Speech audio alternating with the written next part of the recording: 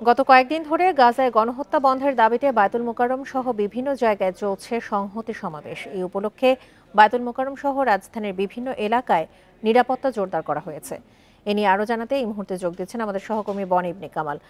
বনি, এই মুহূর্তে বায়তুল মোকাররম এলাকার আইনশৃঙ্খলা পরিস্থিতি কেমন দেখছেন আর সমাবেশের বিস্তারিত জানাবেন। বান্ডেল থাকলে প্রতি সেনমানিতে টাকা বাঁচবে। বিকাশ সেনমানি বান্ডেল কিনে জিতুন প্রতি লেনদেনে।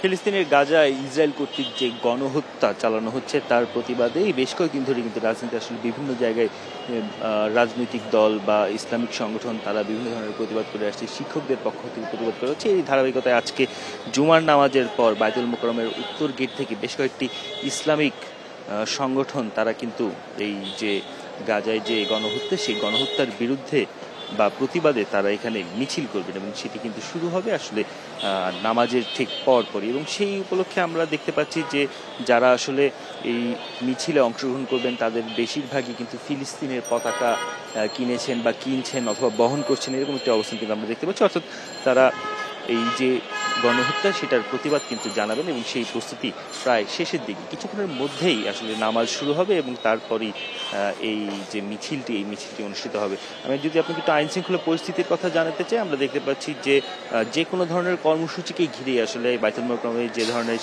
নিরাপত্তা ব্যবস্থা নেওয়া হয়ে থাকে পুলিশের পক্ষ থেকে সেরকম নিরাপত্তা ব্যবস্থা আছে। অর্থাৎ পুলিশ সদস্যদের উপস্থিতি আমরা কিন্তু কিছুটা দেখতে পেয়েছি। সার্বিকভাবে এখন পর্যন্ত আমরা যতটুকু জেনেছি যে এই পুরো যে মিছিলটি অনুষ্ঠিত হবে সেটি শান্তিপূর্ণভাবে যেন অনুষ্ঠিত হয়, শান্তিপূর্ণভাবে শেষ হয়, সেই প্রস্তুতি পুলিশের পক্ষ থেকেও কিন্তু নেওয়া হয়েছে। অর্থাৎ কোনো ধরনের বিশৃঙ্খলা যেন সৃষ্টি না হয় সেই বিষয়েও যারা আজকে এখানে এই প্রতিবাদ কর্মসূচিটি পালন করবেন বা বিক্ষোভ মিছিল করবেন তাদেরকে বলা হয়েছে তারা যেন কোনো ধরনের বিশৃঙ্খলার সৃষ্টি না হয় সেই বিষয়টিতে যেন নজর রাখে। তো সার্বিকভাবে বলা যায় যে এই গাজায় হত্যার যে প্রতিবাদ, গণহত্যার প্রতিবাদে যে কর্মসূচিগুলি চলছে তারই ধারাবাহিকতায় আজকে আর কিছুক্ষণের মধ্যেই এখানে একটি বিক্ষোভ মিছিল অনুষ্ঠিত হতে যাচ্ছে। বায়তুল মোকাররম এলাকা থেকে সমাবেশের বিস্তারিত তথ্য জানাচ্ছিলেন আমাদের সহকর্মী বনি ইবনে কামাল।